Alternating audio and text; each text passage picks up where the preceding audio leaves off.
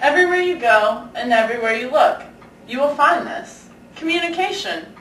Communication is the fundamental basis for society. It's everywhere. It's why we're here today. It's how we know what we're going to do tomorrow, and it's how we know who won the World Series. However, Diana Buer specifically focused on communication in the workplace and the communication of leaders to the people under them in her research article, 10 Questions to Stellar Communication. She first starts off by conveying the message that not always are we good communicators. Even though we may think we're good communicators, we usually aren't. Some good qualities that leaders have when communicating is that they know how to convey what they want to say, and they choose the right time to do it and the right way to do it so that the information sticks and everyone knows and remembers what they said. Also, they connect with people to form bonds and establish relationships. That way people understand them and they trust them, therefore they will listen to what they have to say. Creating morale and building team chemistry is also another job that leaders do through effective communication. That way everyone knows how to work together and they can get the job done. Including everyone is an important part of a leader's job. They have to be sure not to let anyone out. If they do, then there's a fault in communication and they can create major problems for the company. While those are good things, there are some flaws in communication that leaders experience too. Assuming that everyone agrees with what they say firsthand is a major problem. If everyone thinks that everyone knows what they're saying, everyone's always confused because everybody's on a different page. Also, the lack of ability to influence others is an important communication flaw that some leaders have. If they don't believe that they can make someone else think the way they do, then they're not going to be an effective communicator. Team members not understanding why they're supposed to do what they're supposed to do is also another flaw in communication that leaders possess. If a leader does not believe in their importance, then their team members won't either, so all of the people that are working are feeling like they're doing their work for no reason because it's not going to make a difference.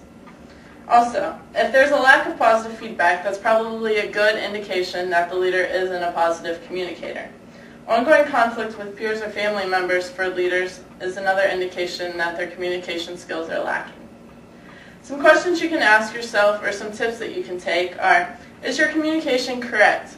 Diana Buer states, nothing makes people believe you when you're right like admitting when you're wrong. How true is this statement? You'll tend to believe someone who is willing to admit that they're wrong before you'll believe someone that always thinks they're right. Therefore, telling the truth builds trust, and it's an important skill in communication. Is your communication complete? Underestimating employee abilities is a major flaw that sometimes leaders have. They feel that their employees won't be able to do the task, therefore they just don't give them the job.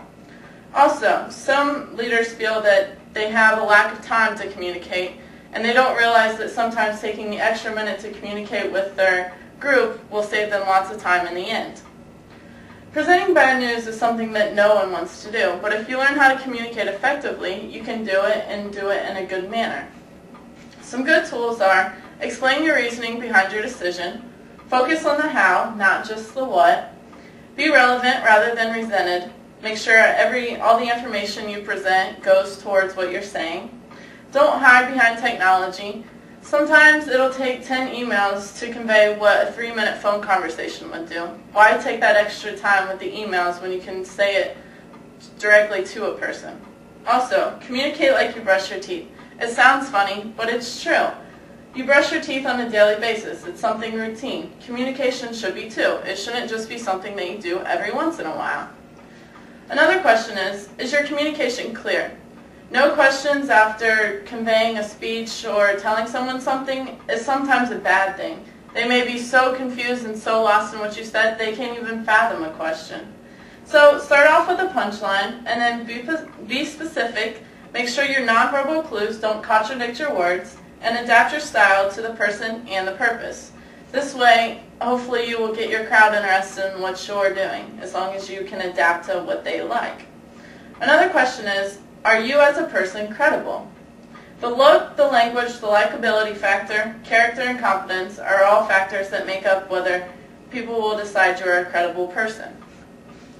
Another question is your communication current?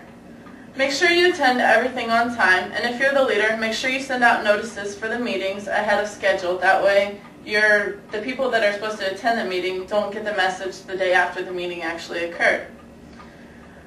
Does your communication make you look competent? If you research well and are passionate about what you're talking about, you will seem confident to your audience. Another question is your communication circular? Communication goes in all directions and connects with good transitions, just like the food chain. However, not always does this happen.